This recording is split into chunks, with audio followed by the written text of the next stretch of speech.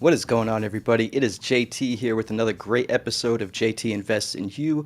We have a terrific guest on the show today. We have Staci Warden, the CEO of the Algorand Foundation. If you like the content, give the channel a thumbs up and consider subscribing so you don't miss any of these episodes coming out in the future. And without further ado, let's bring on our great guest, Staci. Hey, Staci, how you hey. doing? Hi. I would have worn my Algorand t-shirts to match you, but I didn't know you were gonna have that one. Yep, I always rock the Algorand gear when I go live. That was a missed opportunity for me. I know I feel left out. You matched Cooper so well in that episode. He's a little easier to make fun of, the Hawaiian shirt and the Yep. always and the plants and everything. So yeah. And then I was at home when I did his, and now I'm in my office, like my WeWork kind of office, and it's terrible in here anyway. So anyway, Oh, hi that's really everybody. that's really funny. If anyone tuning in has any questions or comments, just let us know in the chat. I'll be keeping an eye on those, and we'll try to do our best to get to any that we have time to at the end. And for All those the that hard don't know, questions to JT and ask me all the easy questions. yes, yeah, exactly. And for those that don't know, Stacy and I actually have, we had an interesting way that we met each other. And one day I was trying to get rid of all of my Ethereum, and I kind of made a rageful tweet about Ethereum that you can kind of see here. I won't really read it. But then Stacy commented on it. It was back in November. She's like, "Try Algorand," and it was just really, really funny because it was like the whole reason I have a Twitter account and a YouTube basically is because of Algorand. And then we met again in Decipher and in New York. So it's been a really fun experience. Meeting Right. you and meeting you in that way, really. Right. Well, you're being nice too, because in between that, people were giving me a super hard time for not knowing who you were. Because I was a board member at the time, and so you had given this like thing about gas fees or something. So I was like, try Algorand. And like, do you know who you're talking to? Like, No, it's funny. I don't think I said it exactly like that. no, no, Oh not no, you. no. But like other people in the community were like, do you know who that is? Like, I found it. Yeah, no, that's funny. yeah. That's funny. Well, I appreciate you coming on the show, and I'm sure everyone else in the community also appreciates it. On that note, though, let's just jump right into some of these questions. And for someone that's had a rather illustrious career from the Carnegie Endowment to the Treasury Department, the Nasdaq, J.P. Morgan, Milken Institute, and now Algorand, with a lot of that career focused on financial inclusion and emerging markets, how does your past experience help guide you with your current role as CEO of the Algorand Foundation? Um, you know, I, I I think I learned in all of these different experiences mostly about the enormity of the problem and some idea about, in theory, how the problem of financial inclusion could be fixed. And so, even though we didn't have the tools, I sort of understood. I guess I understood the following virtuous circle, which is that, you know, especially in developing countries, I will say, people put their money in bank accounts. It's very hard to get a bank account, first of all. But even if you do, you get a bank account and it pays you sort of say 2% interest. But the interest rates in the economy are like 10%. So you're losing 8% per year just by having money, right? And then on the other side, entrepreneurs are trying to borrow money and they're having to borrow money at 8%. And it is the best job in the world to be a banker, especially in a developing country. And there's this thing called the 363 rule, which is you pay out 3%, you lend at 6%, and you hit the golf course by 3 p.m., right? And so fixing that and fixing kind of capital markets so that there's other ways to translate to get money from households to the private sector, like I knew that's the answer, right? Like how to do it or how to make that happen, but like somehow the villain is in this like broken process. And so I think for the reasons that you and your audience know pretty well, a blockchain solution, and this is Algorand agnostic a bit, even a blockchain solution can really help do that, can really help entrepreneurs understand other alternatives for accessing capital, can help household savers find a better return on their capital. And if you do that, and just to like scope out to the macro level, if you do that, well, if the entrepreneurs are healthier and they grow into bigger businesses, and then they can hire more people and they can pay people more wages, those households will have higher income and greater savings. And that's kind of how I think that virtuous circle works for prosperity at a global level.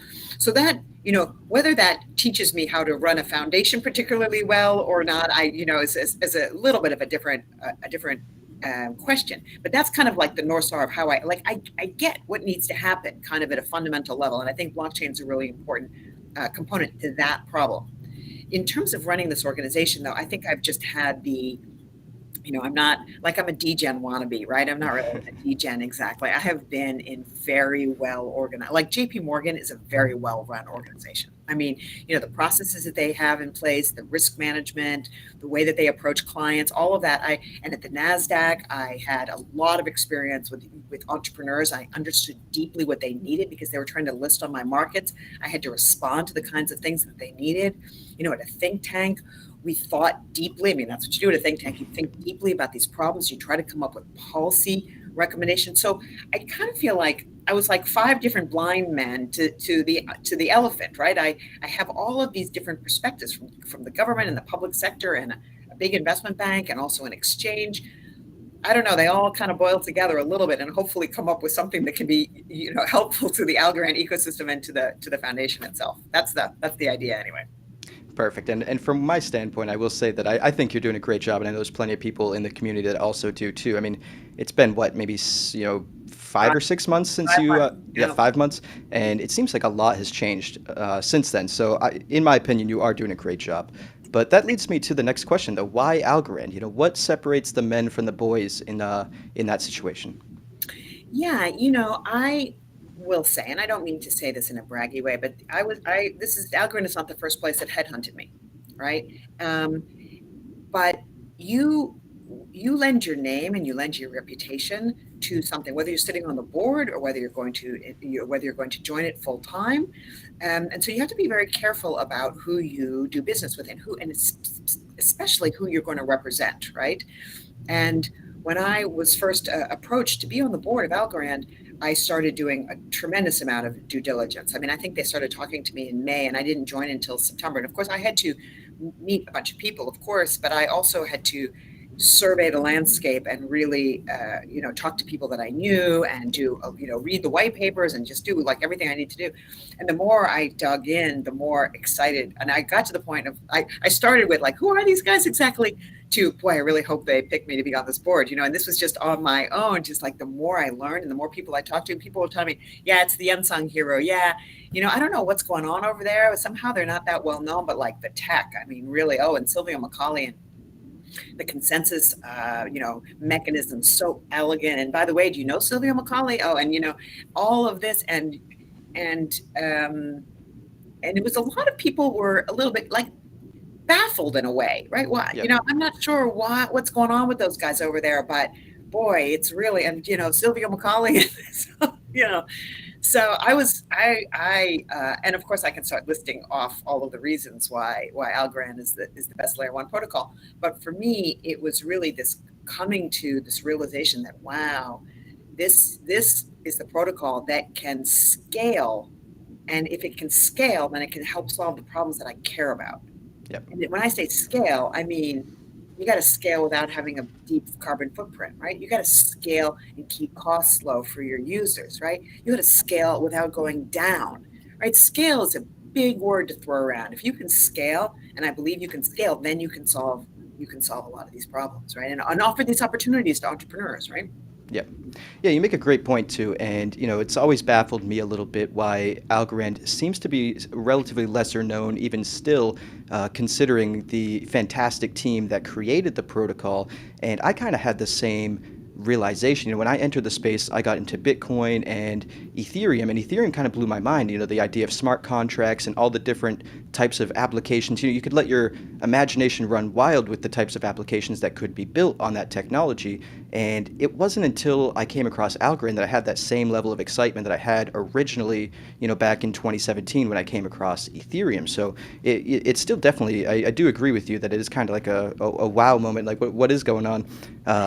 Let me, if you don't mind me hijacking the interview a little bit, like what was Sure. it for you? How did you come across it, and what were some of the early indicators that got you? Because you're a very technical guy, right? Yep. How did you? Yeah. Honestly, weirdly enough, I actually came across it on Coinbase because of the, 6% participation rewards, and that is what convinced me to do a deeper dive on it. And once I did, because I was looking at all sorts of different staking options just for passive income, but I wanted to choose one that was, reliable and, actually had solid tech behind it. And once I did the deep dive, because I had never heard of Algorand, I was convinced at that point, and I started using it. And I've used other old protocols like Ethereum and Neo and Tezos and a couple of the other blockchains that came out around that same time. And to me, Algorand was just light years ahead once I started using it. Just the fact that I could send Algorand from my Coinbase wallet to my new Algorand wallet, I was so hooked to do a little bit more of a deep dive. I kept diving deeper. I saw the interview with Lex Friedman and Silvio. That convinced me a little bit more. I know there's plenty of people out there that was their first time ever hearing Silvio or Algorand. I'd heard about it a little bit before that, but that was along my journey of my deep dive, and it's been no looking back since. Yeah, yeah. I mean, when you go in, you go in. That's for sure. I Yeah. mean, because you're much more than just an investor in the ecosystem. I mean, you're a pillar of the community now. And I mean, I don't say this to flatter you, but I do mean it as like, how does that rabbit hole work? Where you are, yeah, you like it, and you're an investor, and then you're an enthusiastic investor, and then Yeah. to be doing podcast and that kind of thing. It's just an interesting path for me to understand. Oh, it's really been a really interesting journey because I started the channel with the intention to just be a general investing channel, help people, educate them on various things. But then I dove into Algorand and started making Algorand content. And somebody in the community actually sent me like 20 or 30 Algorand as a donation for like my very first video I did, and that kind of was all the convincing I need to maybe do a couple more videos. And it's morphed and evolved ever since, really. Yeah, yeah, it's great. So, what is the primary objective of the Algorand Foundation? And with the foundation ever evolving with through its relatively new governance model, what do you envision the foundation will look like? 5 to 10 years down the line. Yeah, I think it's probably not super important for everybody to understand that there's this distinction between Algorand Inc. and the Algorand Foundation. But since you asked the question, I'll sort of start there. In the Algorand Inc., they run the technology of this protocol. They have you had Paul Regal on just a couple of episodes ago, I think, as well, right? He's got a product agenda, the length of his arm, and they continue to build this protocol out. And they are very focused on things, as you know, sort of throughput and reducing latency and state proofs and all of that. And the foundation manages the community to the extent that this community can ever be managed, which Yeah. I'm sure is actually possible. But manage the community. We manage the ecosystem and the governance and the token economics, which is, I think, pretty related to the governance. And so these are the kinds of things that we focus on at the foundation. And I think there will always be a role for that. And so I don't think the foundation is going to disappear in 5 years or anything like that. But of course, we're a blockchain organization, right? So we want to think of ways to meaningfully but responsibly continue to devolve responsibility to the community, and in particular to our governors. And I'm sure you're going to ask me coming up, how do I think about governors and that Yeah. and the citizenship rights and obligations of this community? I think are things that we are thinking very hard about and trying to push. Yeah, yeah, and I think it's rather clear that you guys really are listening to the community, and a lot of these proposals that have come up are things that I've seen discussed in the community. And on that note, on the topic of governance, this one's a little bit long-winded, but Proposal 1 of this quarter considers a creative way to reward DeFi participants. However, there's some concern that the focus on TVL may be misguided, since it is a metric that has been shown to be susceptible to manipulation. And I believe yourself and the foundation have recently mentioned that they are willing to work on creating their own criteria for determining TVL, as to be less prone to manipulation and not rely solely on DeFi Llama. Could you speak more to the importance of TVL and also maybe shed light on how the foundation may rework this metric? Yeah, I don't think that's exactly right. And maybe my tweet was a little bit kind of maybe gave the wrong impression there. Um, so I've a little bit forgotten the first part of your question, but so I'll start with this. I'll start with the That's second okay. part. Yeah. um, we've gotten a lot of commentary about this, and I don't know that we were expecting actually so much commentary about this. I thought it was pretty straightforward proposal that people are going to be very excited about. I mean, of course, I did see somebody on Twitter saying, I liked it when I got to sit back and do nothing and just get participation rewards. So, like, fair enough. I'm sure you did like Yeah, that. yeah, Like, who didn't? Yeah. yeah. I like that too. The foundation used to get participation awards. I'm also not getting my participation awards. But more broadly, we want to, and I guess this was the first part of your question. We want to expand the notion of what a governor is. So it's not just, and I don't mean just in a kind of derogatory way, but it's not just going to be that you can take a vote, lock up your algos for 3 months. You've got to, that's one way to be a governor, one way to be an active citizen, but there are other ways to be an active citizen. And I think of participation in DeFi as the next most important way that you can be an active citizen in this community. Okay, so how are we going to measure that? How are we going to think about that? Well, TVL, it's not a metric that we are gunning for. It's more that it's the measurement of how good the DeFi activity is in the ecosystem, which is something that we want to be high.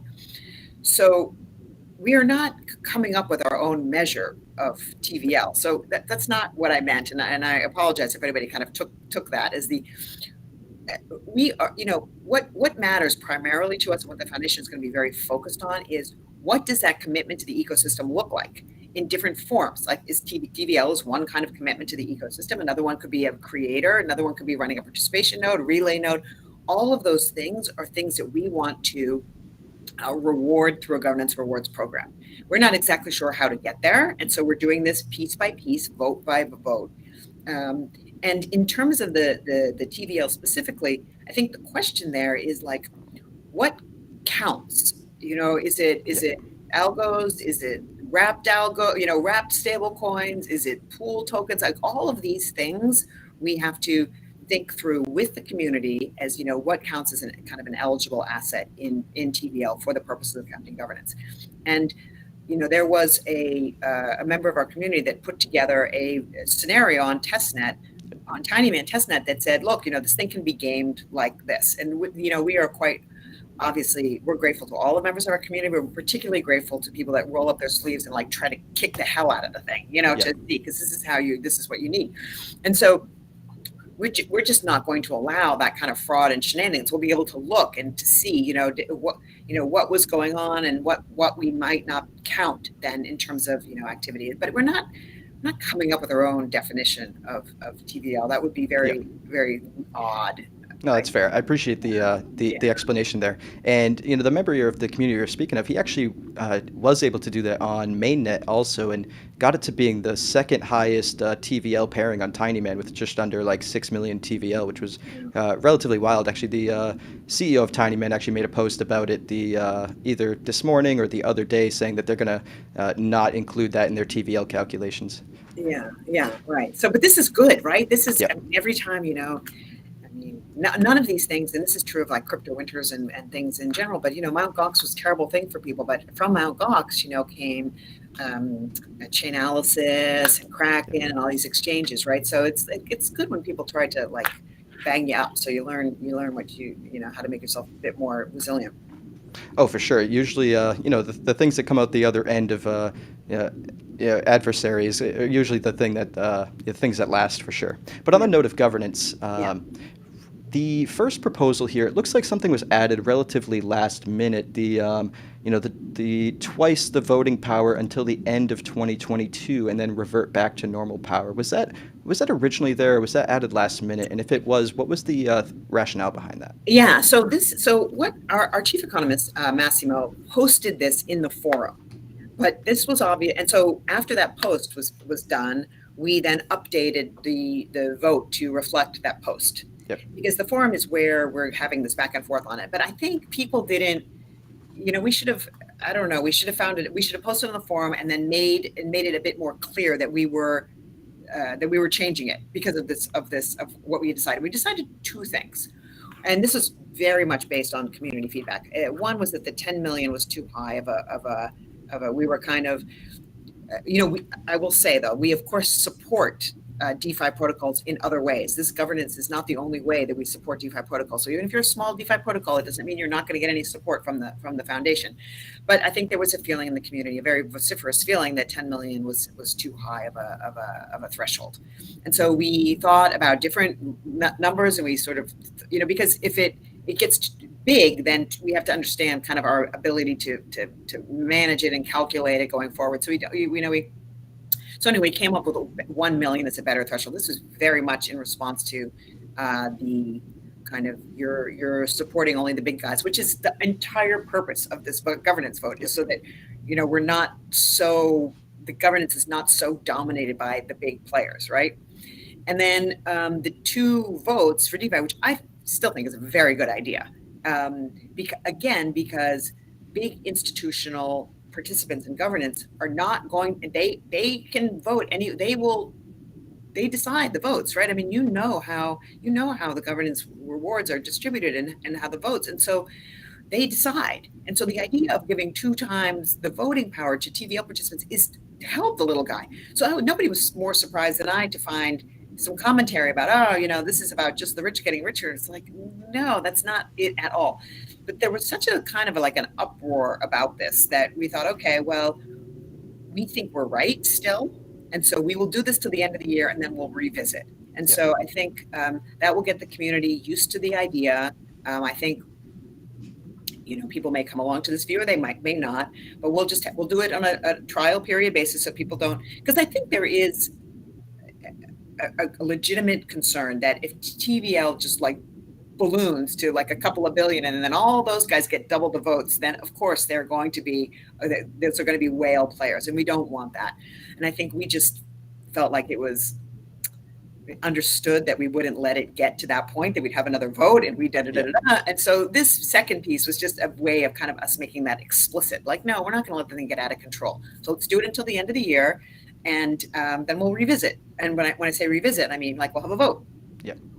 Yeah, I appreciate that revision, to be honest, and the concerns are very interesting because, as you said, it would take the DeFi on Algorand kind of blowing up and exploding. So, to some degree, that would be very beneficial to everyone in the ecosystem. So, It'd be the greatest problem we ever had, really. yes, exactly, exactly.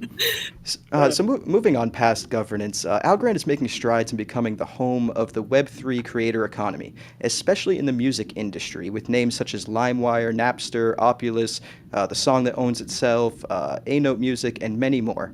And a lot of creators I've spoken to seem to have found Algorand naturally due to its environmental friendliness, which has me curious. How much of the explosion in the creator economy is an active effort on behalf of the Algorand Foundation, and how much of it is in fact organic? Yeah. One other reason, though, is that it's the low carbon footprint, of course, but it's also because ticket sizes tend to be smaller in a creative economy versus a financial economy, right? And so when you have small ticket size transaction amounts, I mean, you cannot have a high gas fee. And so in a creative economy, I mean, when I get pushed, when I probe about why there's not more NFT marketplaces and NFTs on Algorand, and why are you on another chain, and why aren't you on Algorand, et cetera, all I ever get in the way of sticking up for their position is, well, the secondary market's a little bit better on this other chain. It's never about the protocol. Yeah, when Algorand gets bigger, we're definitely moving over, because the transaction fees are so much lower, and the carbon footprint is not there. So it's a I think prima facie, it's definitely the place to be. But as in all things, yeah, we juice the thing in the beginning. Like we try to, we've organized ourselves to be much more responsive to certain verticals. The NFT vertical, for example, we are organizing ourselves. We've got somebody in charge of that vertical. And that they are going to wake up every single day worrying about how our NFT community is doing. This is a change since I came on board, actually. So I think it's a little bit of like a parabola, actually. We were a little bit more, let 1,000 flowers bloom, and it'll come up, and whoever wants to apply for a grant can apply for a grant, and no. Since I've come on board, I've been a bit more directive about it. Like, we need a head of DeFi, we need a head of Web3, we need a head of gaming, we need a head of the NFT and creatives, and creators, and that person of that job is going to be the care and feeding and helping of that community. Now, the better a job that we do of that, the more it will explode without our need for intervention. So I hope that we grow our way out of a job.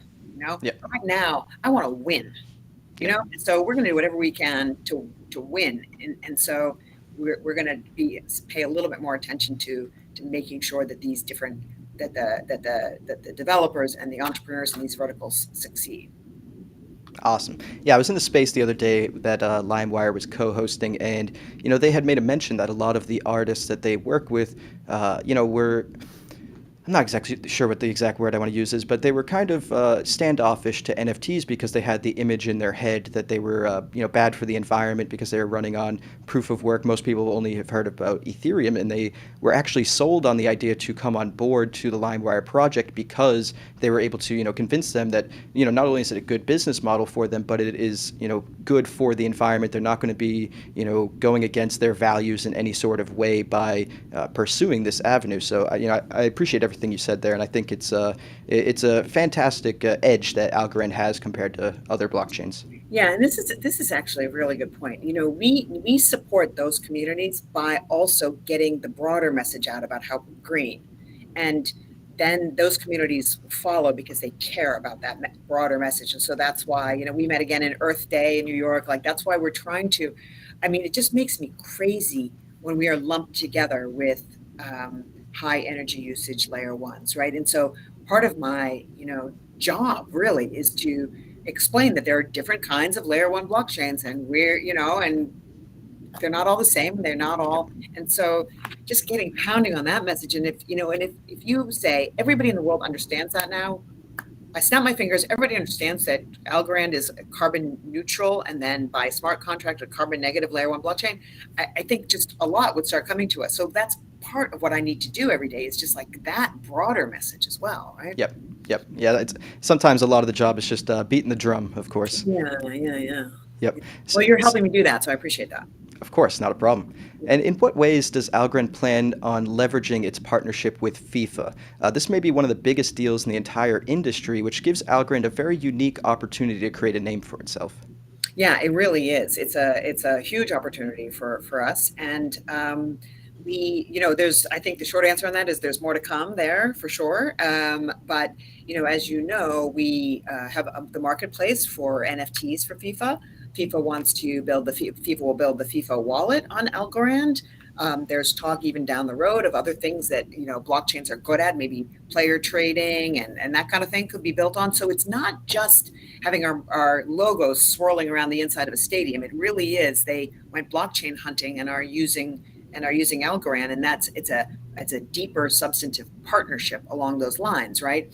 And then the guys at like Octorand, I think, had some really clever ideas around, Yep. updating player stats and all of that in front of the NFTs. And I was like, right, God, this is just so creative.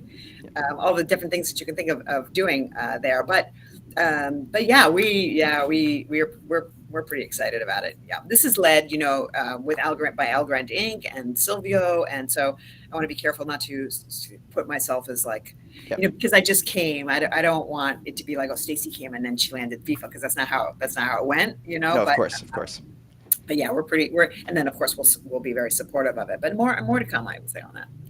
Yeah, it's funny that you mentioned Octorand because I did also see that post, and it was very interesting because now with one of the new ARC standards for NFTs, you basically have a way to upgrade NFTs in real time, which would be very useful for things like player stats. You'll be able to upgrade them as they happen in real time. So that is a very interesting use case for sure. I And just It's just amazing. Yeah.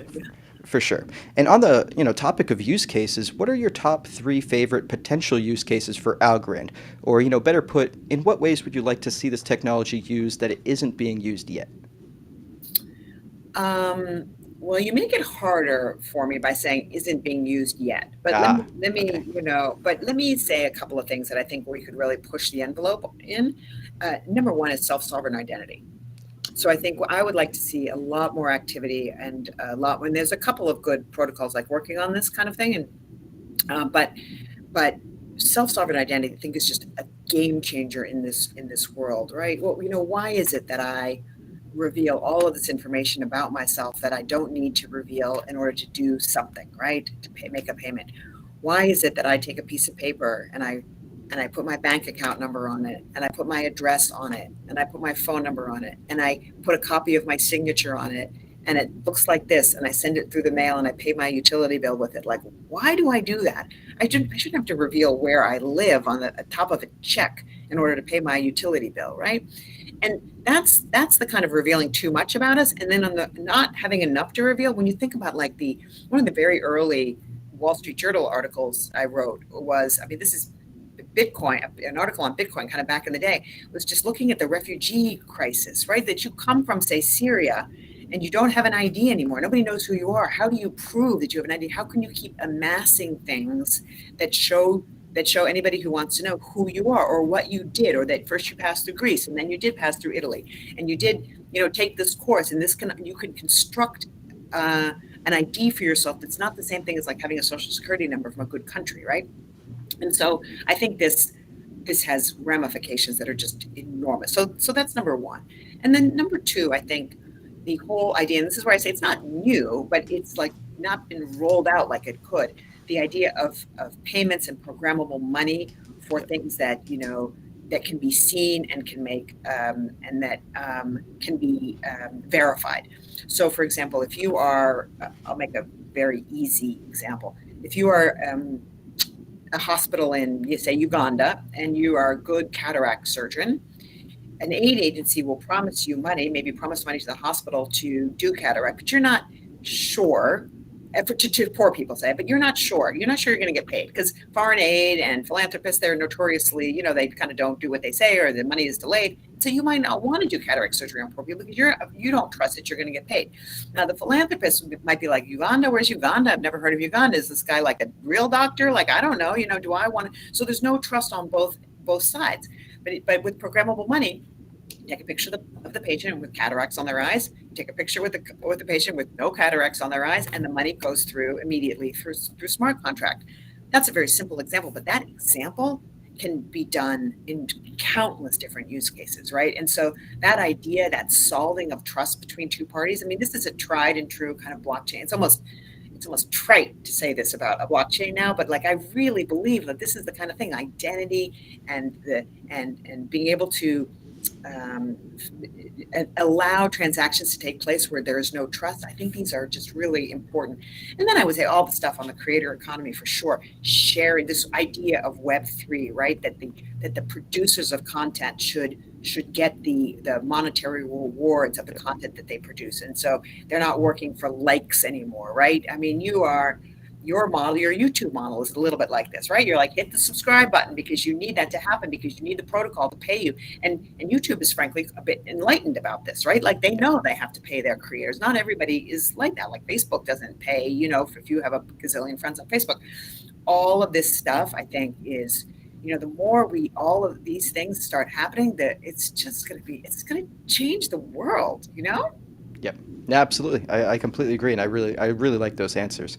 This next question is a little bit more of a highbrow question, I suppose, but the global financial messaging standards have been evolving over the years, and the European and American central banks have signaled that November of this year being the go-live date for the new standard ISO 20022, in which Algo is one of the 5 cryptos reported to be compliant with this new standard. How will this change affect Algorand, if at all? Yeah, the most important words in that question are reported to, because like we don't know where that came from. Honestly, that is my honest answer for that. It doesn't make any sense actually that a layer 1 protocol of any kind, us or the other 4, would be, ISO. It's a messaging format standard. Yep. So how would that be baked into a layer 1 protocol? Like I don't even really understand what that means. Now you could have a smart contract driven way that, if it didn't conform, maybe the transaction doesn't go through, or you could imagine somebody, and this is maybe not a bad idea for somebody to come up with a smart contract mechanism whereby this was kind of part of it was the if then statement. And you're not wrong. I mean, it's like on the internet that we are part of it. We don't know where that came from. We don't know what interesting. That means. Yeah. Interesting. So moving on then, we all believe in a multi-chain. No, that's okay. I mean, some questions just can't be answered. That is the way it is. So we all believe in a multi-chain world, but I tend to see the monopolizing structure of the internet and capitalism at large. So I'm led to believe that realistically, maybe 3 to 5 chains will dominate the space in the future. How will Algorand ensure it is one of those 3 to 5 chains? And do you even agree with that notion? I try not to sort of predict the future too much. I'm too busy doing my day job. But when Look, nobody likes the crypto winter. No. I'm not saying anybody likes the crypto winter, right? And it's very painful, and people are losing a lot of money, and it's painful. Um, but this crypto winter, I think, is going to be pretty good for us because there's an old adage from Warren Buffett that says, when the tide goes out, you learn who's swimming naked.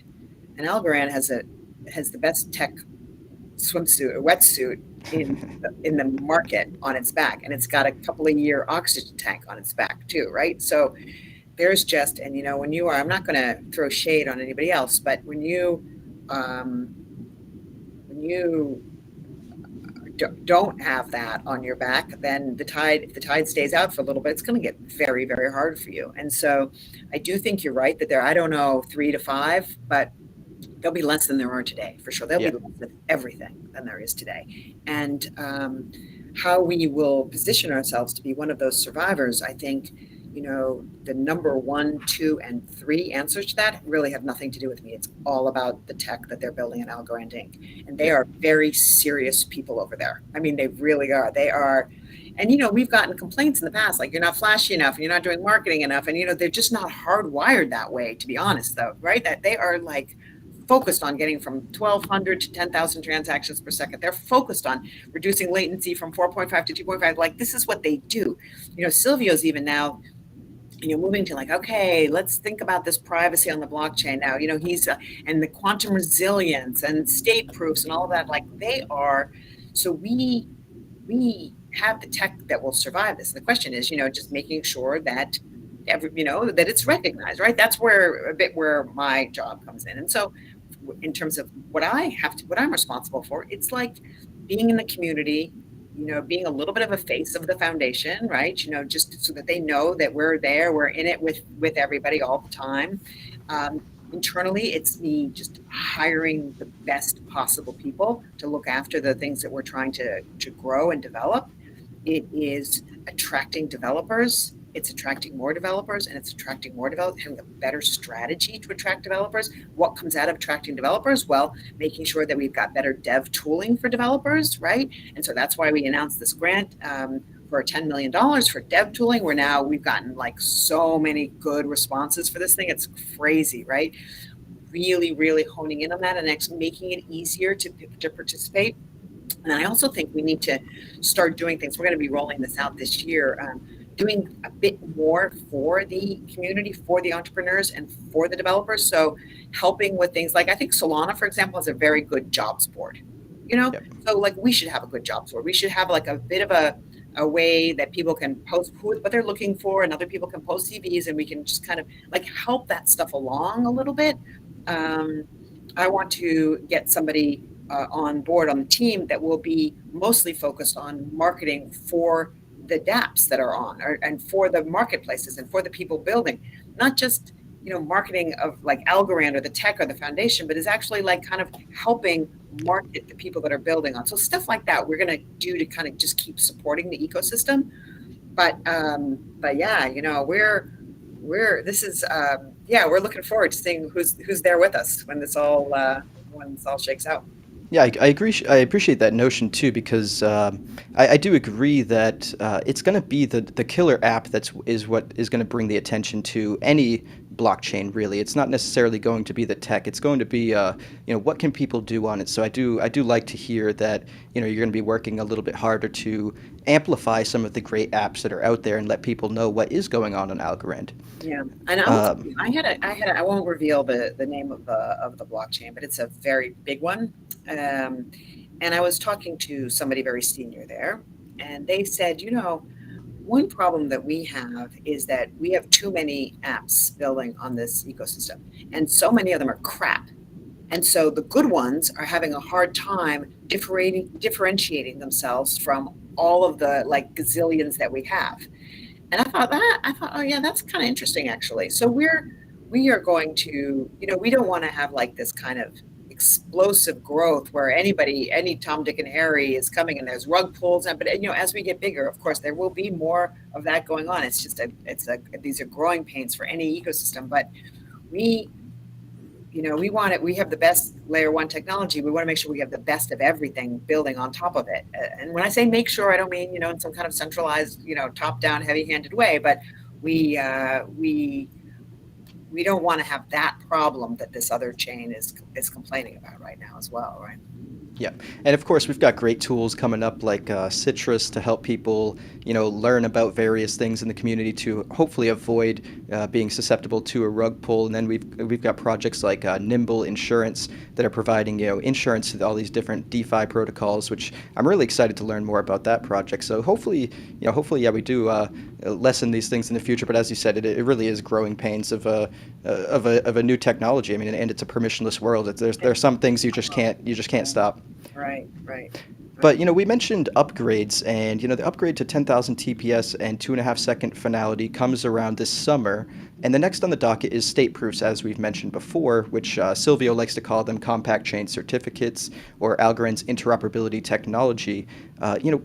When could the community roughly expect, if you have any idea, for state proofs to go live and see apps leveraging that technology?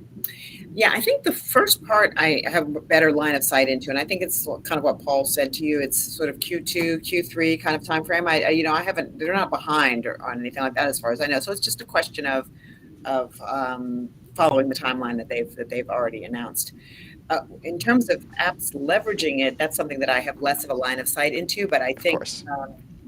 we expect that to be. I mean, there's nothing to not like about it, and so bridges have already, and I'm moderating a panel on bridges at Consensus as well. So we'll have more to say about that then. But uh, you know, it's going to come, I think, soon on the heels of rolling this out, I would imagine. And then, as I said, we're working with the Global Blockchain Business Council as well to form a kind of an alliance to help other protocols think about utilizing state proofs, not just to get a picture of Algorand on their chain, but also to think about if you're a proof of stake chain, to think about how you might leverage that kind of technology also to share the world what you're about to the extent that it's possible for you. And a world where everybody was using state proofs would make a much safer multi-chain world for Yep. sure. So we are, we're not being monopolistic about it at all. We're hoping that everybody uses it.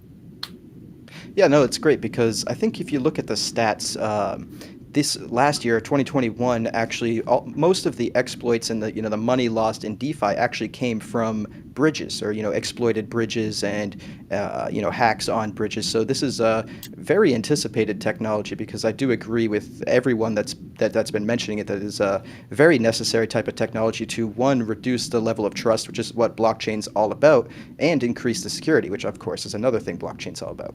Right, right. You don't want to be like Apple in the early days where they were Yep. like, we're our own thing and we're not gonna, that's just not the way to be in the world. Now, I know you're not with the Algorand Inc. and they focus more on the technology side, but do you have any sort of alpha to leak for what comes next potentially after state proofs, or are we thinking too far ahead by even asking that? Alpha probably, I don't know any alpha, but there's some pretty cool stuff, happening. And I think when they get to 10,000 transactions per second, the next hurdle is not 15,000 transactions per second. It's like 40,000 transactions per second. And I think that you do a lot of the hard things that need to be fixed to get from 10 to get to 1 to 10 then enables a bit easier scaling from 10 to say 40, right? So there's a lot of things that they've got to figure out for this that will let the next one. Now, where my job is they're not going to do that until we get the transaction throughput that forces that need, right? So we've got to just that's where you and I come in, right? The more ecosystem activity and the more going on, then they'll move to the next. Um, and then I will say, Silvio is also, increasingly focused on how can you think about, you know, having some kind of privacy on a blockchain, not in a way that is like money laundering, but in a way that, an example I like to use is if you want to disintermediate anybody that has ever been through probate. I don't know if you've ever had a parent or anything. I mean, it is a deeply miserable experience to go through probate.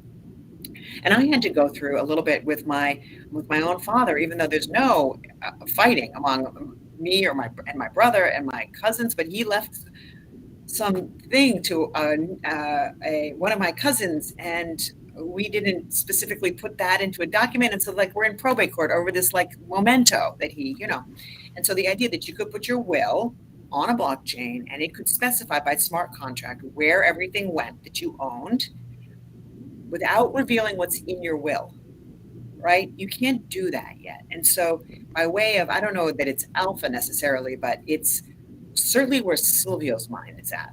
Like, that's the next big problem that he's really thinking about. How can we, and this is like HIPAA and health and electronic medical records, all of that stuff could be done on a blockchain, but you've got to be able to have those protections in place. Yeah. And how do you do that, right?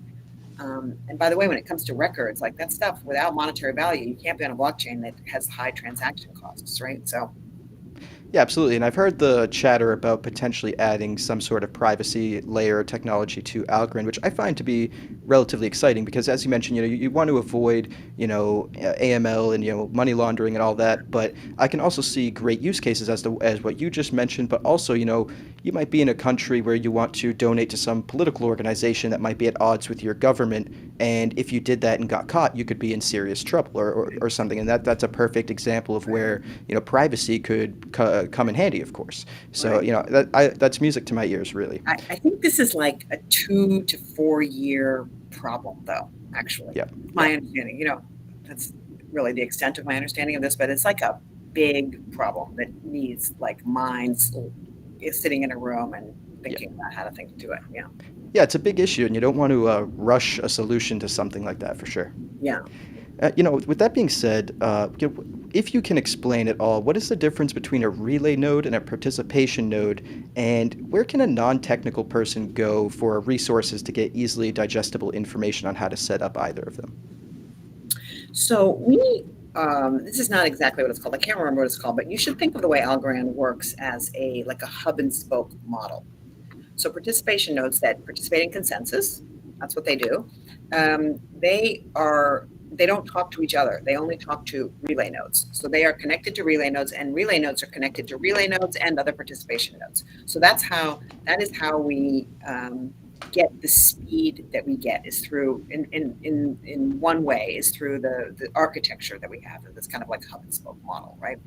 And so you can think of relay nodes as directing traffic, and you think of participation nodes as participating.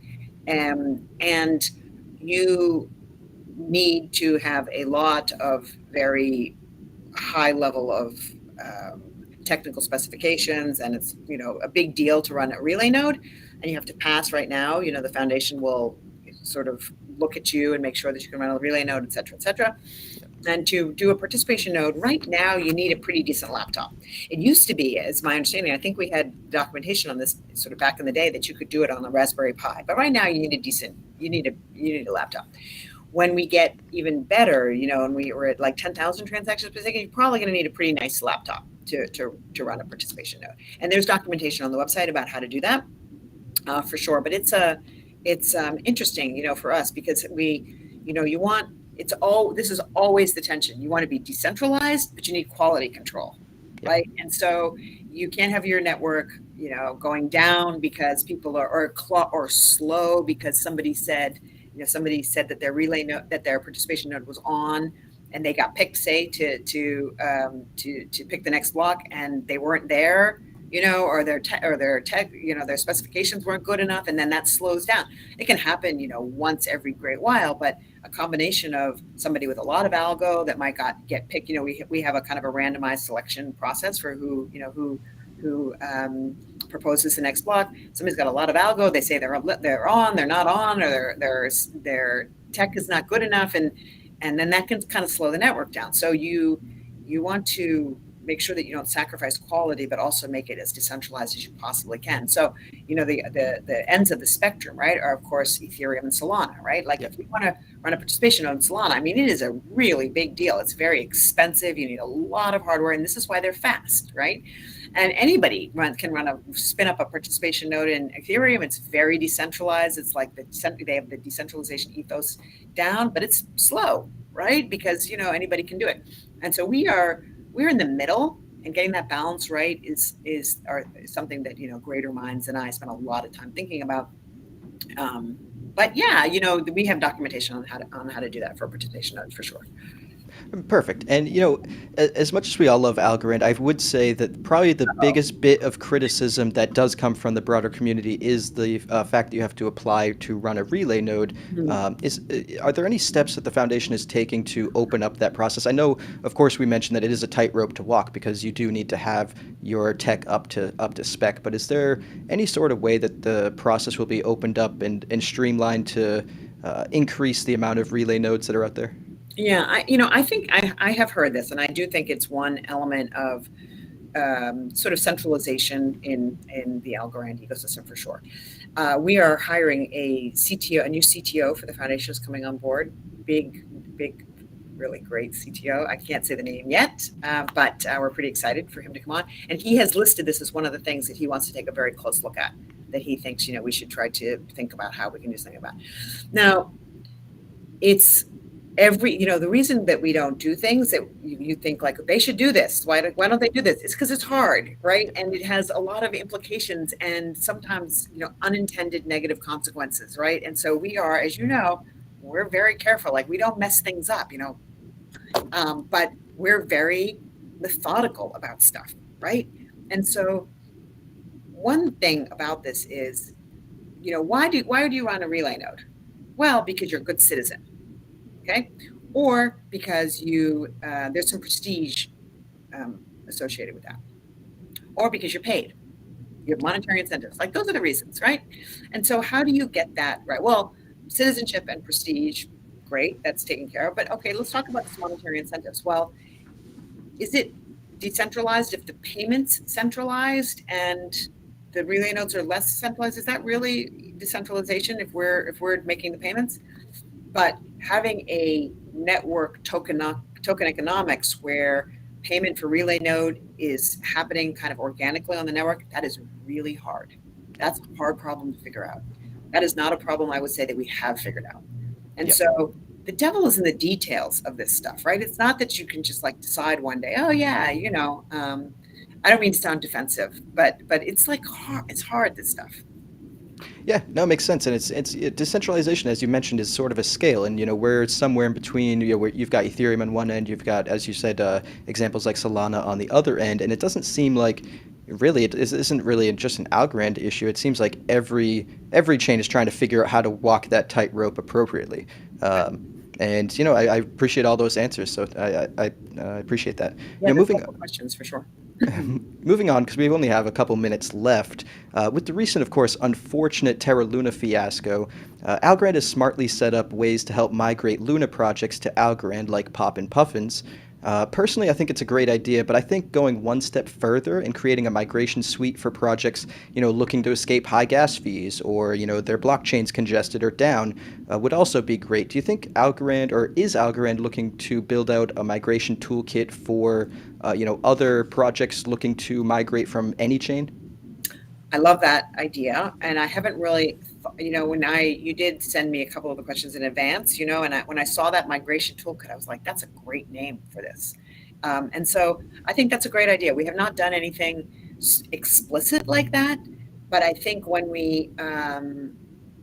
yeah, I think that's a very good idea. I mean, what we have done, of course, and we recognize that two very important components of this are EVM compatibility, and so we do have the grant out there for EVM compatibility. So that's really, really going to be core to anything like that. And then, of course, the state proofs and kind of multi-chain and bridges is going to be the other kind of those are infrastructure that I know you already know about.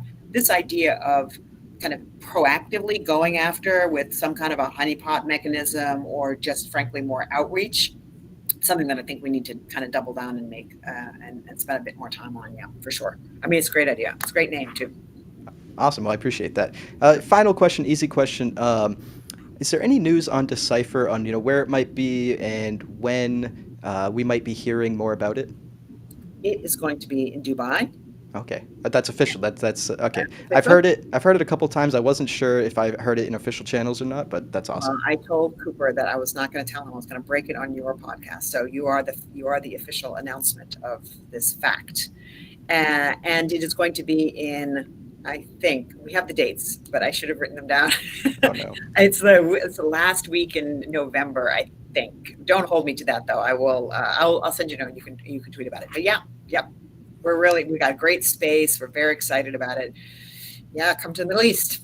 Yeah, that's very very exciting. I've yet to get out of the Americas, so that is certainly a looking forward to trip. Oh, yeah. Um, on that note, that wraps it up for all the questions I have here. We only have, like I said, a couple minutes left, so let's see if there's any questions that I could ask very quickly. Um, uh, while I look through these questions, is there anything I haven't brought up that you'd like to bring to the attention of my audience?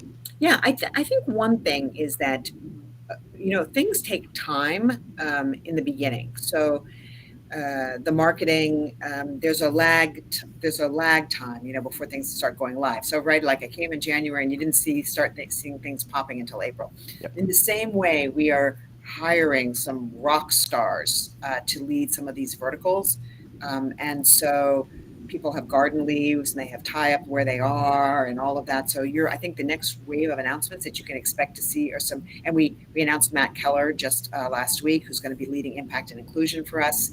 He's got a very heavy CV in this place. We're very lucky to have him, but I've got a couple more of those lined up actually for very senior roles. And I'm spending a lot of my time on this, too. And you have to kiss a few frogs before you get your prince as well, right? And then Yep. your prince has a lockup for 2 months before they can leave. And so, yeah, so expect some news on that for sure. Awesome. And we'll wrap it up with just this easy question right Okay. here.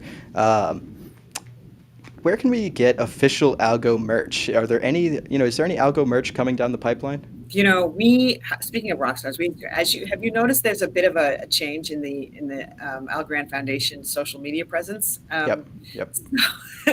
Is, So is that is that your new burner account, Stacy? yeah, I wish I was that talented. I mean, seriously, we're just in awe of this guy internally. I mean, he just pushes us to think. I mean, the way he is on social media is the way he kind of pushes us to think about engagement internally Yep. too. And one of the things he's like, "Where's the merch? We need a merch page, and how are we going to get merch?" So we are. It is no secret that I really, really don't like our website at all. And so we are doing, I just think it's a terrible website. And so we're doing a wreck and rebuild of the website as well. And that goes live July 1st, actually. And on that website, we will have, maybe not on the exact launch date, because we have to pull this storefront together, but merch page will be part of that website as well. Awesome. Awesome. Well, great to hear it. I appreciate, you coming on the show, answering all of my questions. This has been a fantastic opportunity to speak to you, and, I appreciate it. Yeah, no, I was from the minute I met you on Twitter. Well, Yep. 10 years from now, we're still going to be laughing about that. Yeah, for sure. Really, yeah, I'll have to turn it into an NFT 10 years from now. totally, Yep. totally, yeah, totally. No, but I was looking forward to coming on to this, and I'm very happy you have me. Awesome. Well, thanks so much, Stacy. And till we meet again, All right, thanks, JT. take care.